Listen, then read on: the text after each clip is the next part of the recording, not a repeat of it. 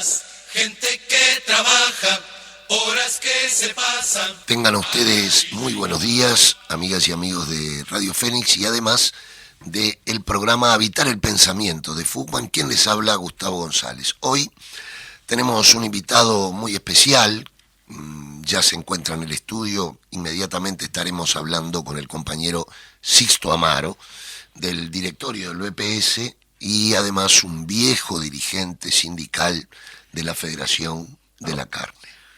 Sí, buenos días. Hoy nos corresponde representar a los jubilados en el directorio del BPS y nuestra formación fue y fuimos también dirigentes de la Federación de la Carne. Muy bien, hoy queremos solo anunciar, ayer tuvimos un extraordinario día de movilización con el Día Mundial de los Sin Techo. Nos concentramos frente al Banco Hipotecario, más de 6 cuadras de gente por Daniel Fernández Crespo, hasta llegar a Plaza 1 de Mayo, que estuvo, por suerte, llena de gente, de compañeras y compañeros con delegaciones del interior, cooperativas de Montevideo, denunciando la situación de la vivienda en particular hoy en nuestro país, y también hicimos una reflexión de la región y del mundo porque se trataba de un Día Internacional por el Hábitat y la Vivienda. En ese marco, como ustedes saben, tenemos varios cortocircuitos en la actual coalición con respecto al tema del fideicomiso para los asentamientos irregulares. Los senadores del Partido Nacional aparentemente que no estaban dispuestos a votar lo que envió el Poder Ejecutivo al respecto. Bueno, ayer se reunieron con el presidente de la República. Según hoy manifiesta la prensa, a la salida no mostraron que haya habido acuerdo. Bueno, veremos si son consecuentes con lo que han planteado, con lo que le han dicho a la gente, con esto de desvestir a un santo para mal vestir a otro y generar una guerra de pobres contra pobres, quitándole al Instituto Nacional de Colonización el dinero que es para los colonos, tratando de esta manera de comenzar a trabajar el tema de asentamientos irregulares. Como Fugman nos pronunciamos el 30 de junio, creo que fuimos una de las primeras organizaciones en plantear este error político de querer quitarle a colonización para darlo a los asentamientos. No porque no nos duela el tema de los asentamientos irregulares, por cierto que sí, y por cierto que queremos que haya soluciones, pero no es esta la manera. Se trata de en algún momento tratar de hacer caso, oír por lo menos las propuestas de los movimientos sociales, en particular nosotros que planteamos que afectando el 0,1 del impuesto al patrimonio, el Ministerio de Vivienda se podría hacer de 160 millones de dólares por año, lo cual sería un refuerzo presupuestal muy importante. Pero, como el Poder Ejecutivo siempre plantea que la prioridad la tienen los Maya Oro, seguimos en el pelotón de rezagados. Hoy también, Habitar el Pensamiento se hizo suplemento y hoy sale el suplemento con la diaria, con una serie de artículos relacionados al tema del suelo, la vivienda, el hábitat, y esperemos que podamos continuar con este suplemento a los efectos de seguir abordando la temática con distintas compañeras y compañeros, haciendo artículos que nos ayuden a reflexionar, en última instancia a habitar el pensamiento. Pero sin más prólogo, les decíamos que estamos con Sixto Amaro. Muchos cooperativistas nuestros ya están jubilados, otros próximos a jubilarse y otros trabajadores jóvenes que en algún momento se van a jubilar. El Poder Ejecutivo tiene una reforma de la seguridad social que va a ser planteada. Para eso queremos hablar con Sixto Amaro, especialista en la materia, y hoy no me gusta nombrarte, Sixto, de experto, porque hay tantos expertos ya. Bueno, los expertos tan completos. Exactamente. Entonces, ¿qué nos trae esta reforma de la seguridad social como temas preocupantes para el conjunto de la población laboriosa del país? Bueno, en primer lugar es todo un placer poder comunicarme y tú nos das la posibilidad, con los cooperativistas de vivienda, especialmente con los de nuestra querida zona, allá en el cerro, pero con todos los cooperativistas del país. La reforma de la seguridad social, seguramente estamos todos de acuerdo de que debe realizarse, de que tiene que ser periódica, aproximadamente cada 20 años, y que esto va poniendo a punto los cambios que irremediablemente van marcando el mundo del trabajo, el nuevo mundo del trabajo, con tecnificación, con una robotización, como una cuestión de comunicación distinta, que en algunos lugares necesita menos personal y en otros más. Es decir, tenemos que ir ayornando la seguridad social también a una cuestión demográfica, que en nuestro país es muy pronunciada, y los adultos mayores, las mujeres, a los 60 años, tienen 24 años de expectativa de vida, y el hombre a los 60 años tiene 18 años de expectativa de vida. Es decir, que los adultos mayores vivimos más, y la tasa de nacimiento cada vez es más baja, por lo tanto no hace falta mucho argumento para mostrar que estamos con una sociedad envejecida. Estos temas tienen que ver con las reformas de la seguridad social. Ahora, de ninguna manera urgente, de ninguna manera a través de una ley de urgente consideración, darnos 90 días, que siempre dijimos que era un tiempo que no permitía una discusión profunda, obviamente, de la reforma, y en esas condiciones nosotros aceptamos participar. Se creó la comisión de expertos, son 15 miembros, 9 de ellos son del Poder Ejecutivo, 3 del partido de oposición, Frente Amplio, y un representante de los empresarios, otro de los trabajadores y otro de los jubilados y pensionistas.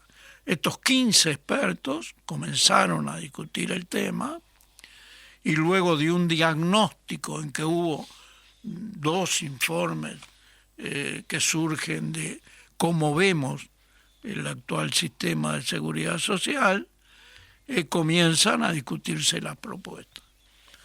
Esto ha hecho hincapié en el supuesto déficit del Banco de Previsión Social y ha motivado el 90% de la ocupación de los expertos en estas discusiones. Y lo que se planteó y lo que se plantea la ley es reformar el sistema actual de seguridad social. Y el sistema es el BPS, pero es también la caja bancaria. Los compañeros de la caja bancaria, ¿está todo resuelto? La caja policial, ¿está resuelto? Son apenas 23.000 pasivos y tienen un déficit de 160 millones de dólares anuales. la caja policial. La caja policial. 23.000 pasivos, 160 millones de dólares de déficit. Ahora, la caja notarial, ¿está bien? La caja profesional está funcionando sin tener problemas financieros. Y lo que es peor, la caja militar. Terrible, ¿no? Llena de privilegios. Los jubilados y pensionistas que dependemos del BPS, en octubre del año 1979, lo que se conoció como el Acto 9, entre otros derechos nos quitó el aguinaldo. Es cierto. Y los militares, cobran el aguinaldo como 13º sueldo. Cobran la mitad en diciembre y la otra mitad en junio.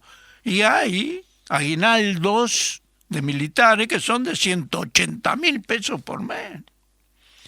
Y en el BPS damos una canasta a los que ganan menos de 15.000, pero cuidado, además de ganar menos de 15.000, en ese hogar per cápita el ingreso debe ser inferior a 15.000. Entonces, este privilegio de cobrar el aguinaldo completo como 13º sueldo es un privilegio porque solamente lo cobran los militares. Entonces, luego hay algo que tiene que ver con la nueva reforma. Cuando se habla de aumentar la edad para adquirir los derechos jubilatorios. Y no se habla de la tasa de reemplazo. Hoy los trabajadores tienen que llegar a 60 años de edad y 30 años aportados al BPS para acceder a los derechos jubilatorios. Y tienen los derechos jubilatorios sobre la base de que van a cobrar el 45% de lo que estaban ganando como activos. Esa es la tasa de reemplazo. En la caja militar está entre el 130 y el 140% la tasa de reemplazo. Es decir, el incentivo es jubilate, que después de jubilado ganás más que estando en actividad. Increíble. Esto realmente está ocurriendo todos los días.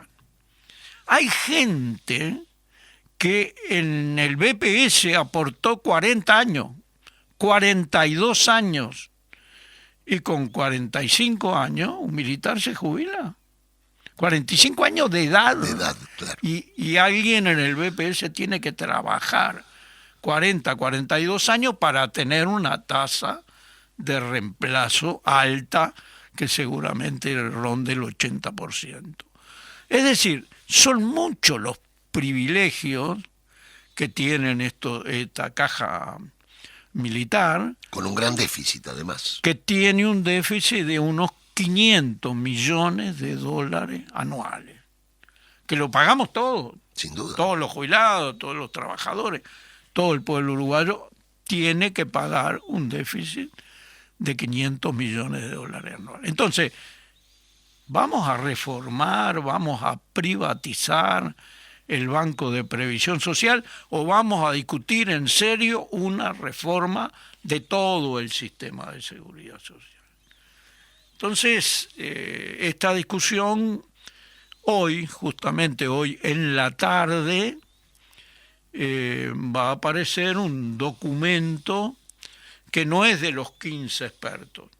Va a presentar un documento los 9 representantes del Poder Ejecutivo, lo va a dejar en la consideración, darán plazos para exponer qué es lo que piensa cada uno de los otros sectores que formamos el grupo de expertos y después llevará el camino hacia la presidencia de la República, quien lo enviará como proyecto de ley al Parlamento y en las discusiones del Parlamento finalmente surgirá por ley la nueva reforma del actual sistema de seguridad social. ¿Ustedes tienen alguna expectativa que hoy presentado ello, tú decías que son 15 los expertos, sí, se va a presentar la propuesta por los 9, ¿ustedes creen que puede haber alguna modificación al respecto en el debate que se abra cuando asuman también la discusión los 6? Siempre creemos en el diálogo. Las propuestas a veces tienen diferencias que va a ser muy difícil que puedan salvarse en el marco de una discusión con expertos que han estado reunidos con sus sectores políticos y que todos tenemos claro que la reforma del actual sistema de seguridad social no es un tema de técnicos, sino es un tema de políticos que van a definir una política de seguridad social que se acerque mayor seguridad y protección social a la gente o privatice y privilegie a algunos sectores el alcance de la misma. Estas cuestiones no vamos a tener acuerdos. Esperemos que en la tarde aparezca el documento.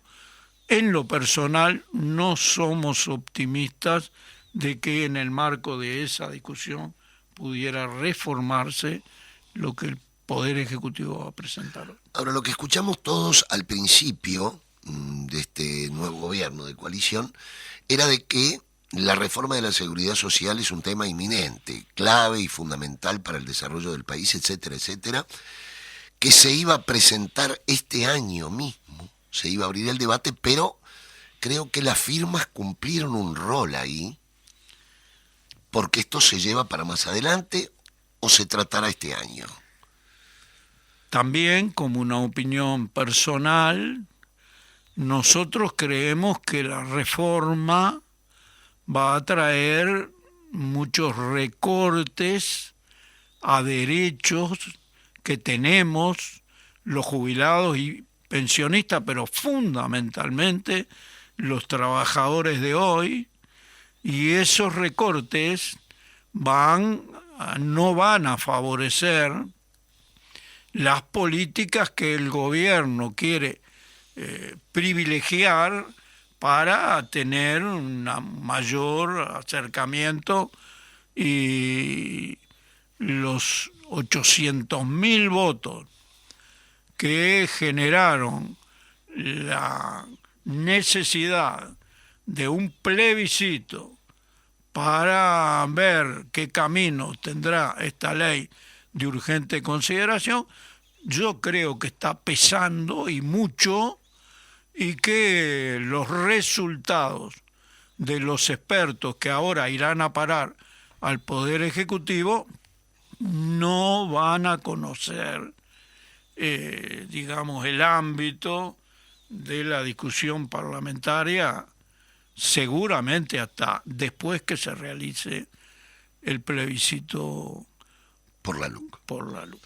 En un tema, la gente se pregunta, ¿voy a tener que trabajar más con esta reforma de la seguridad social? ¿Más años para jubilarme? ¿Qué hay de eso?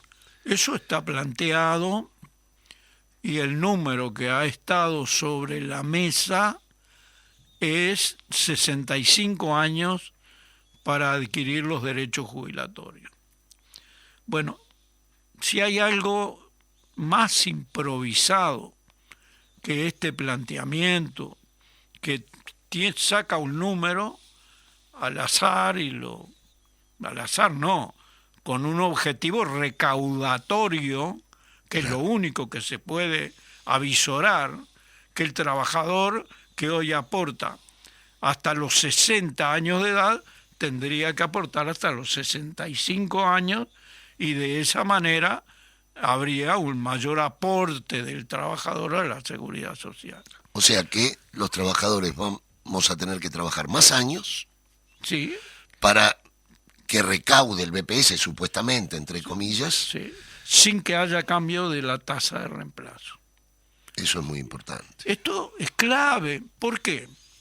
Porque mire, yo tengo las cifras por acá. Actualmente, el año pasado fue a los 62 años,5. Pero el promedio siempre son 63 años, la edad promedio Que la gente se jubila. de que la gente se jubila. Esto, claro, dice, tenemos experiencia de otros países. Mire, en España, que ellos dicen que han consultado, la ley dice que para adquirir los derechos jubilatorios hay que tener 67 años. Pero con 67 años la tasa de reemplazo es el 90% de lo que está ganando ese trabajador.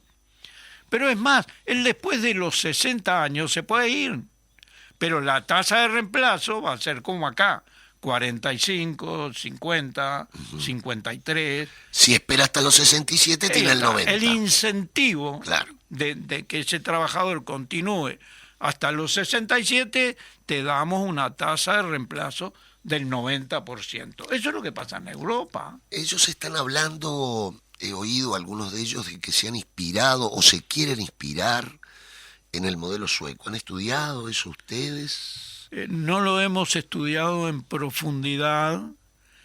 Obviamente partimos de dos realidades económicas y sociales Totalmente distintas. absolutamente distintas, de los aportes para financiar el sistema que provienen también de otros lugares distintos, y que no hay formas de que pudieran asimilarse con estas grandes distancias que tenemos en las cuestiones fundamentales, el alcance de un sistema con el otro.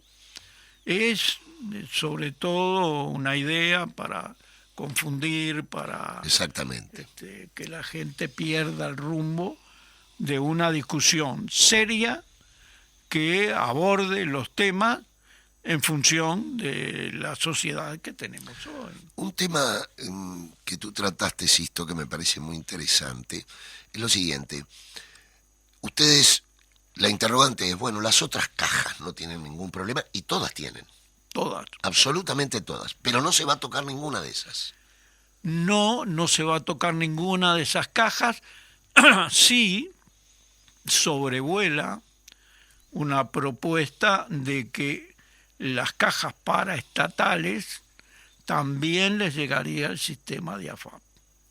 O sea, el capital financiero ve que hay una posibilidad de llegar con fines de lucro a las otras cajas paraestatales y vienen trabajando en esa dirección, yo diría aceleradamente, y veremos las respuestas que tienen de cada una de ellas.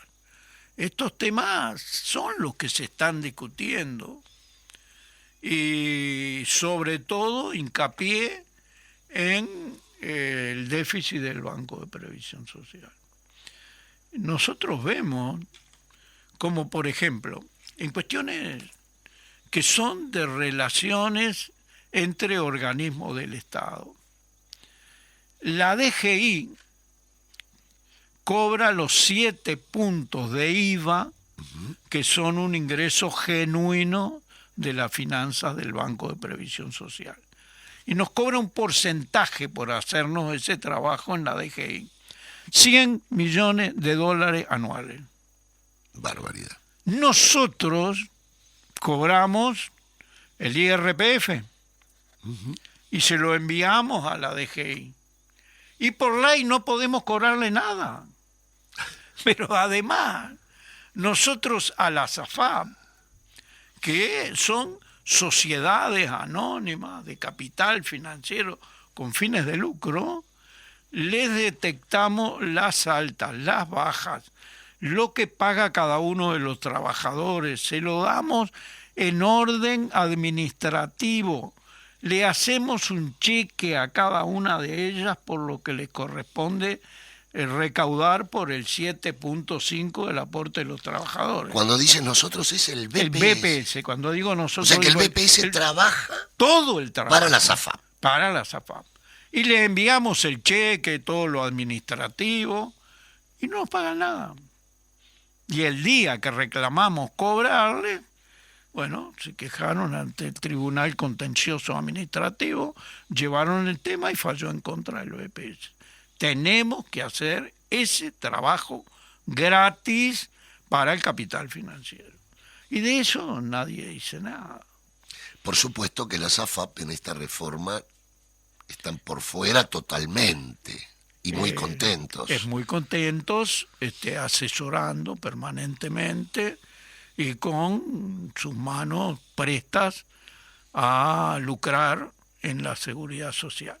En los 20 años que llevan en este país, ya han lucrado más de 2.000 millones de dólares de los aportes que hacen los trabajadores, que les cobran las AFAP por asegurar su dinero, por invertirlo y por las posibles ganancias, entre 20 comillas, que esos dineros pudieran tener. Más de 2.000 millones de dólares. En 20 años. En 20 años. Sociedades anónimas que tienen un lucro mayor que cualquier banco de nuestro país o en cualquier lugar del mundo.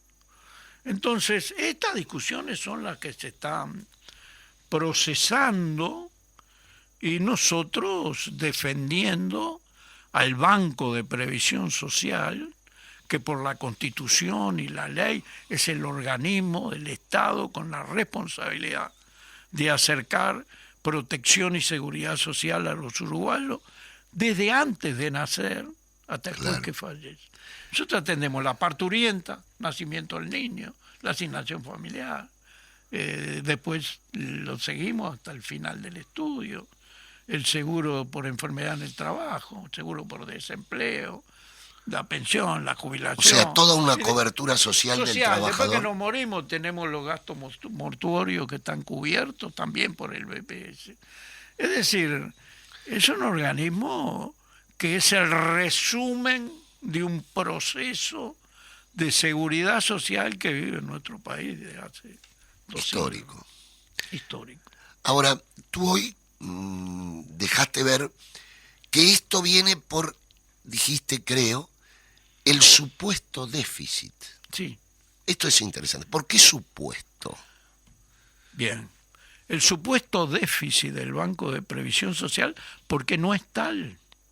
Porque hablábamos que si hubiera una relación equitativa entre los organismos del Estado, con los pagos que nos debería de hacer la DGI, con los que nos debe hacer el Sistema Nacional Integrado de Salud, a quien nosotros recaudamos todo lo del Sistema Nacional Integrado de Salud y hacemos llegar a cada uno de los prestadores sin cobrar un centésimo.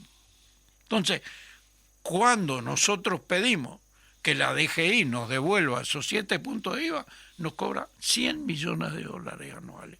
Nosotros decimos, tiene que haber una ley que también envíe un porcentaje de lo que recauda el BPS para otros organismos. O sea, que quiere decir que hay una relación desigual absolutamente para con el BPS. Absolutamente desigual y no está sobre la mesa la discusión. Esa sería una reforma. Esa sería una reforma en favor de la gente.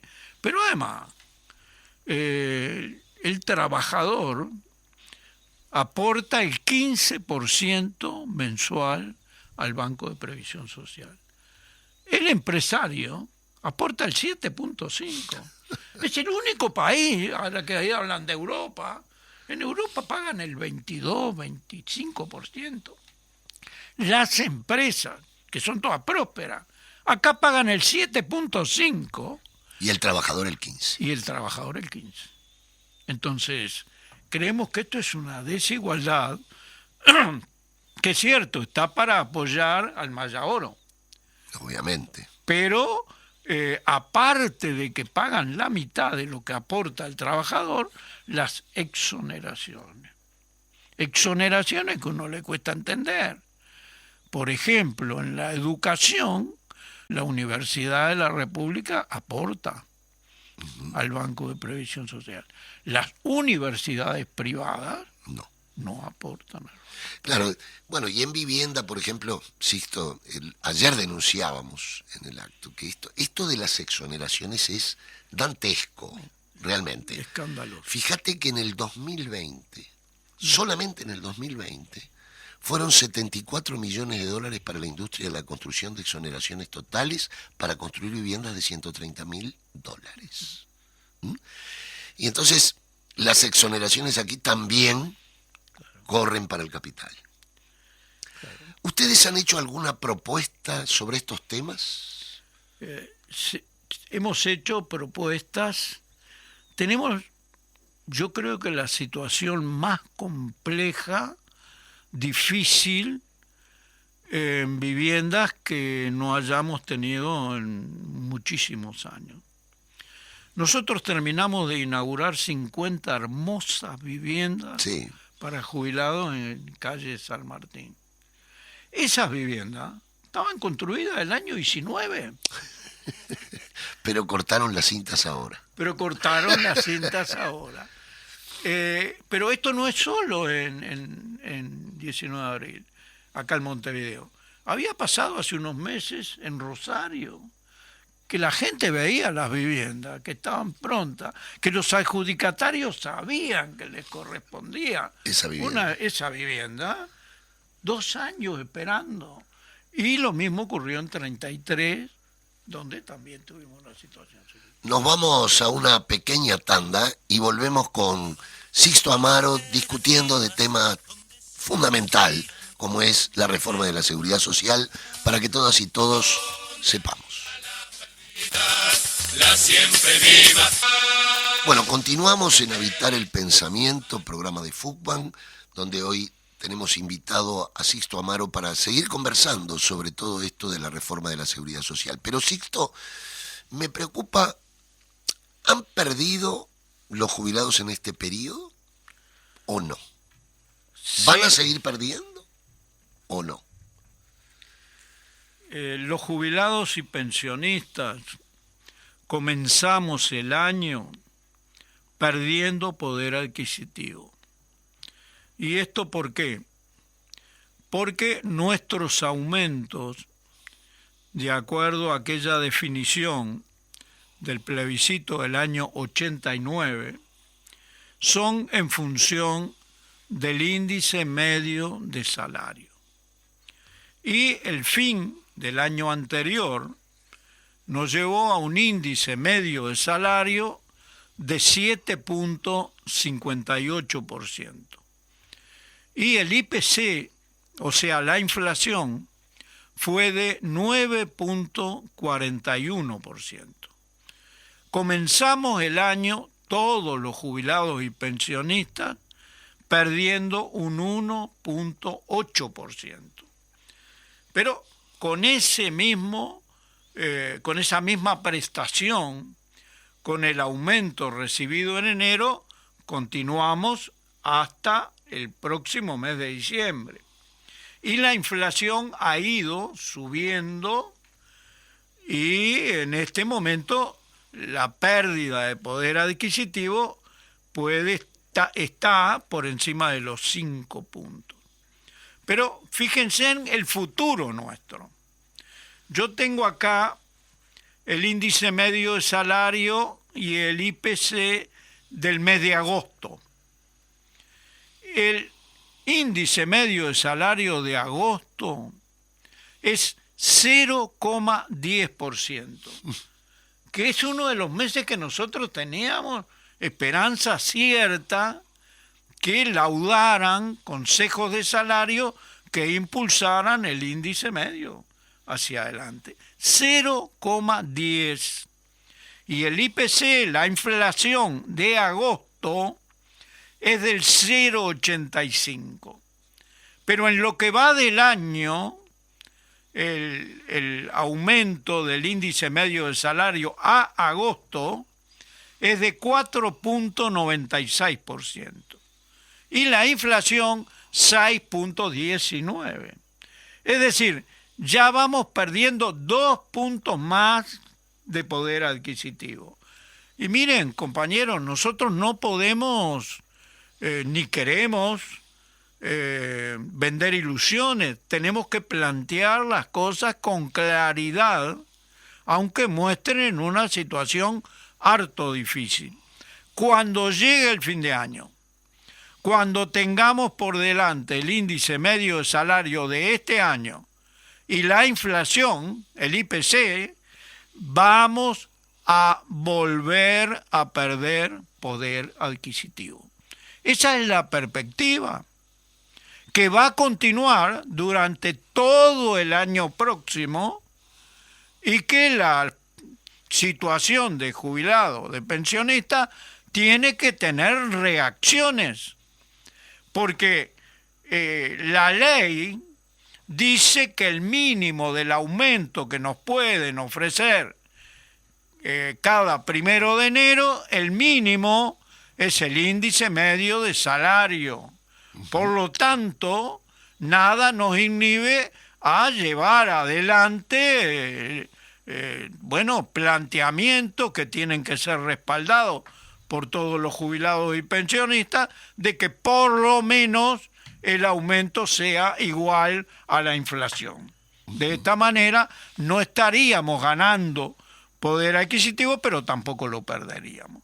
Estas son cuestiones que están planteadas, que son de una enorme preocupación para ONASPO y para nosotros en el directorio del BPS, y que nos muestran una cruda realidad de que este año perdimos poder adquisitivo, pero que comenzaremos el año próximo perdiendo mucho más.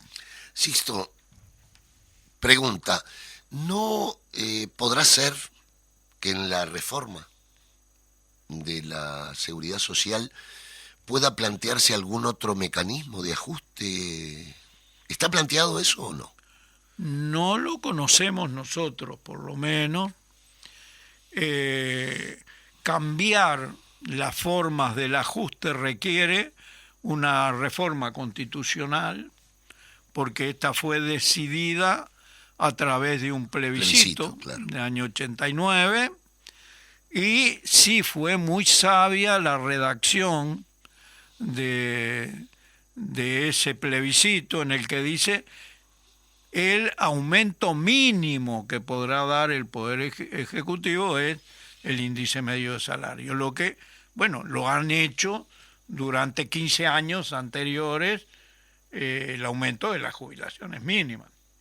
Y el gobierno está facultado para otorgar ese tipo de aumentos extraordinarios a los jubilados. Lo que uno escucha, hubo una encuesta, yo no soy muy afecto a las encuestas, pero son una referencia que hay que tratar de tener, por lo menos, que aparentemente el pueblo uruguayo no estaría de acuerdo con una reforma de la seguridad social. Teniendo la mayoría parlamentaria, lo pueden aprobar, sin problema, ¿no es cierto? Sí. Ahora bien, supongamos que se aprueba con una mayoría parlamentaria.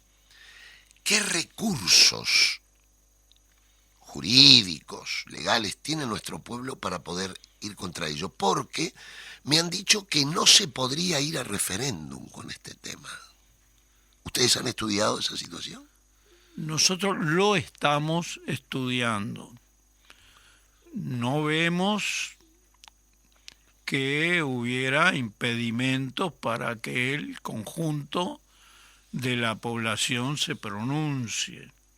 Y con nuestros asesores jurídicos iremos buscando los caminos para poder buscar un escenario que, reivindique los derechos que hemos adquirido durante tantísimos años en este país y que no se pueden coartar con la impunidad de que necesitamos fortalecer a los sectores de la producción, como se dijo en algún momento a los Maya Oro.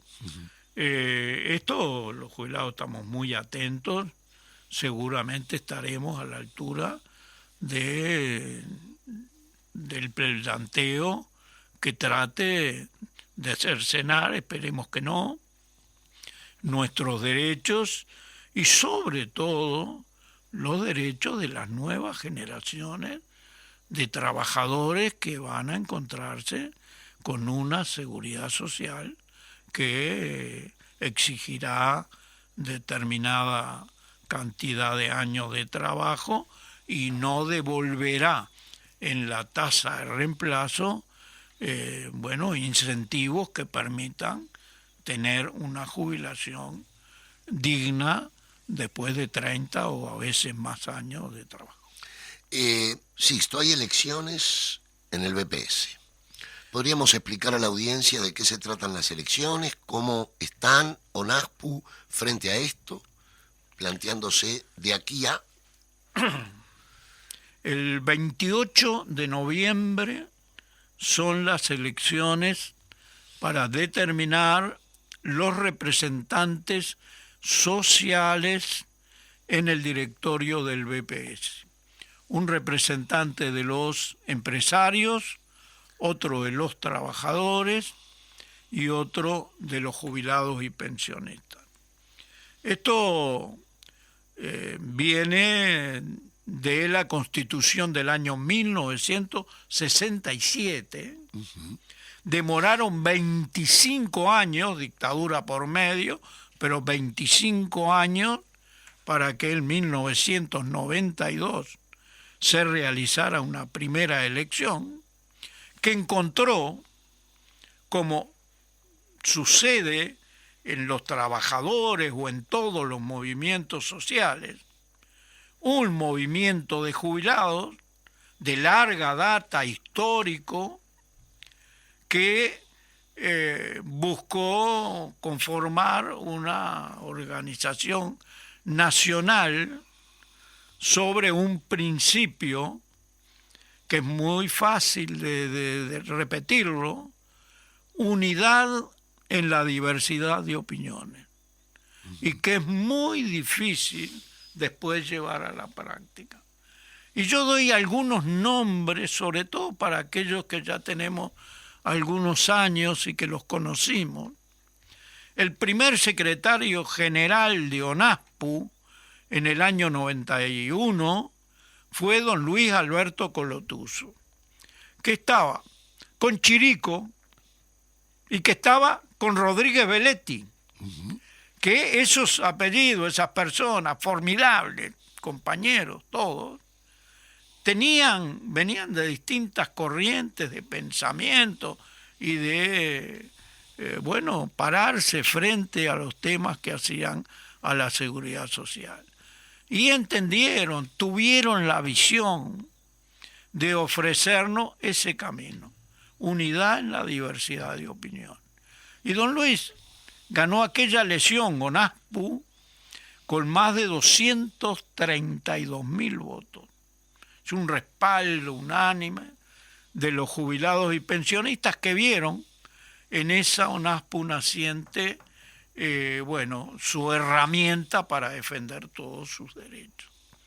Y luego en la otra elección volvió a ganar ONASPU el maestro Fernández, un maestro del interior del departamento de Cerro Largo, y luego el querido Gesa Stari, profesor, hombre clave en lo que fue llevar la Operación Milagro a las asociaciones de jubilados. Las pruebas que dicen 325.000 pesquisados en asociaciones de jubilados y 100.000 operados de cataratas. O sea, 100.000 uruguayos, la inmensa mayoría jubilados y pensionistas, que recuperaron el derecho humano de volver a ver. Y Gesa Stari tuvo muchísimo que ver con todo esto. Y luego estuvimos nosotros y estamos nosotros, y siempre representando a la ONASPU, que tiene más de 100 asociaciones en todo el país, que todos los días se preocupa por cómo están los jubilados, por el tema de las prestaciones, la mínima, el aumento, pero también la vivienda, la salud, la Operación Milagro, el Plan Ibirapitá. Es una organización nacional que tiene su vida alrededor de los jubilados. Y está instalada en todos los departamentos del país. Y está instalada en todos los departamentos, incluso en todas las zonas importantes de interior profundo de nuestro país.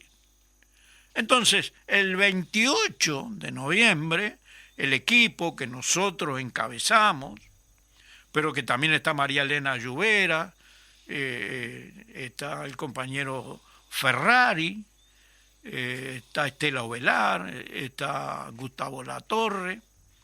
Es un equipo de gente que ha trabajado tanto en los temas de seguridad social, todos comprometidos, que nos vamos a enfrentar a una lista con alguien que viene zafralmente, anteriormente no han tenido ningún contacto con jubilados y pensionistas, ahora presenta una lista, un solo Uruguay, un grupo de carácter político que jugó un papel importante en la última elección y que presenta un candidato en el sector de trabajadores, otro candidato en el sector de empresarios y una candidata en el sector de jubilados y pensionistas. Van 2 listas entonces. Vamos 2 listas. ¿Cuál es la lista de ONASPU? Y va a ser la lista número 1, que nosotros vamos a encabezar, como han sido las anteriores, y que seguramente va ONASPU nuevamente a triunfar en esas elecciones y a continuar en la defensa de los jubilados y los pensionistas.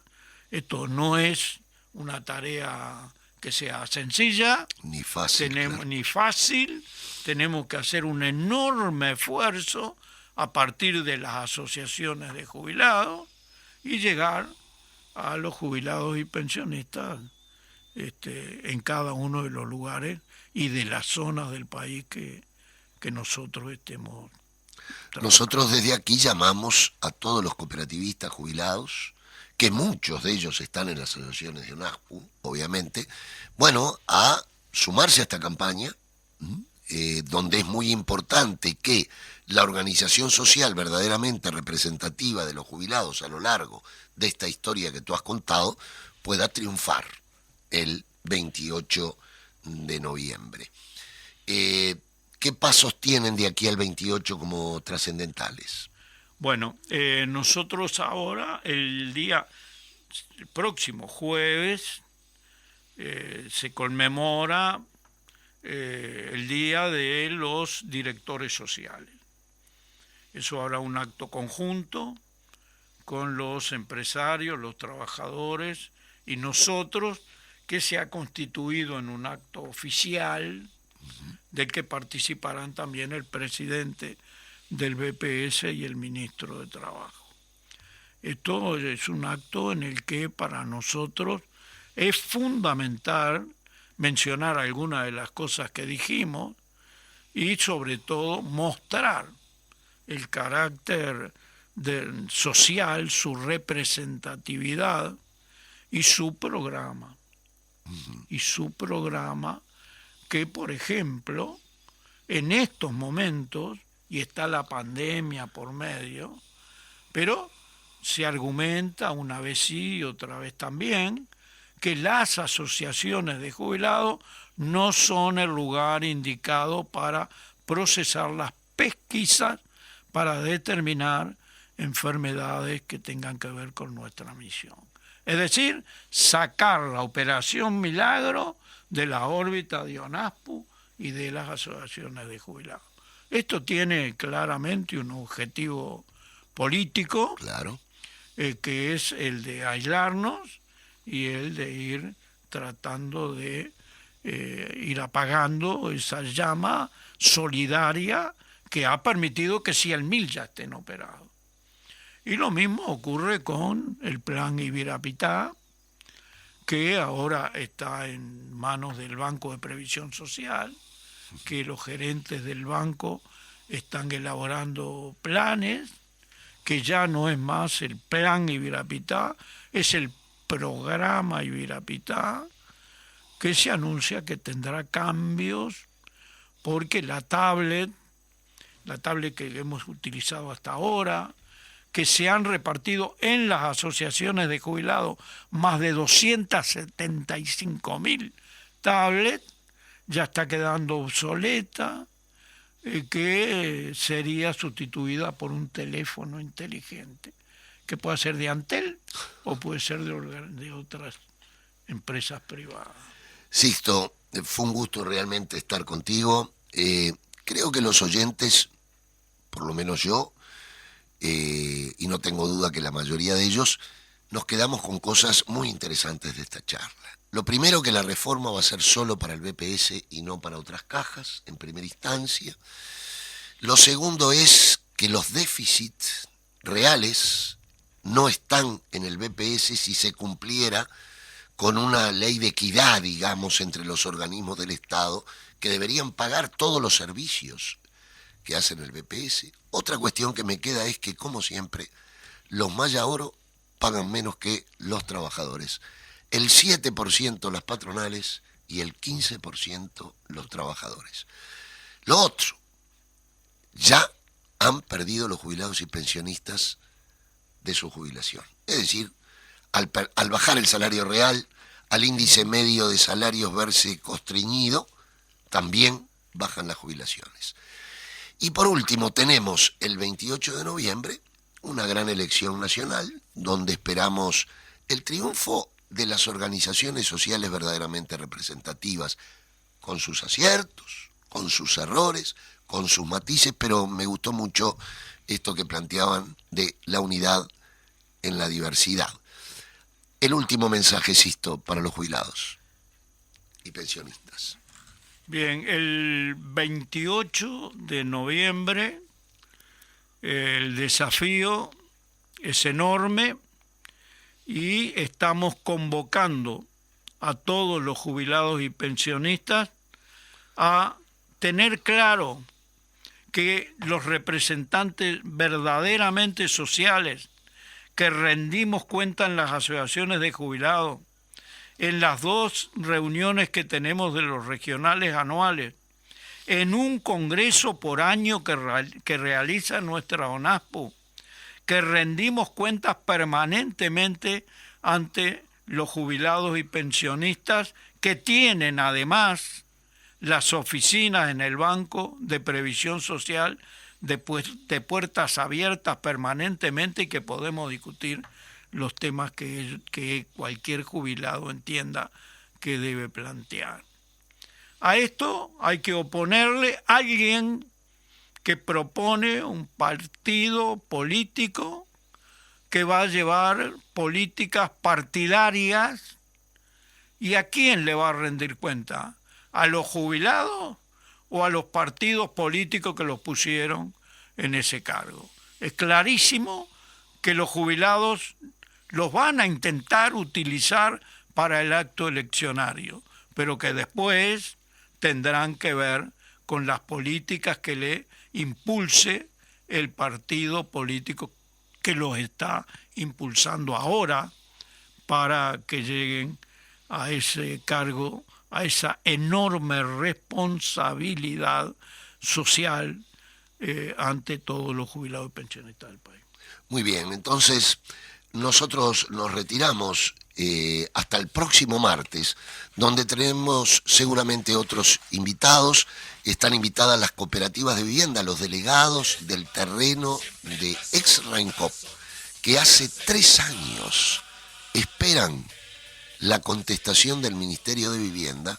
En el último año y medio se hizo un estudio técnico de si hay plombemia o no en ese terreno, y 1 año y medio que todavía no le han contestado. Estaremos hablando con las compañeras y los compañeros de ese terreno, que ustedes se imaginarán la situación que viven esas familias, 1 año y medio esperando el resultado de un informe técnico de si hay o no hay plombemia. Por lo tanto, nos despedimos el martes que viene, a Habitar el Pensamiento con nuestra FUCBAN, y invitando, por último, en este programa, a votar el 28 de noviembre a la lista 1, a la lista de ONASPO. Gracias.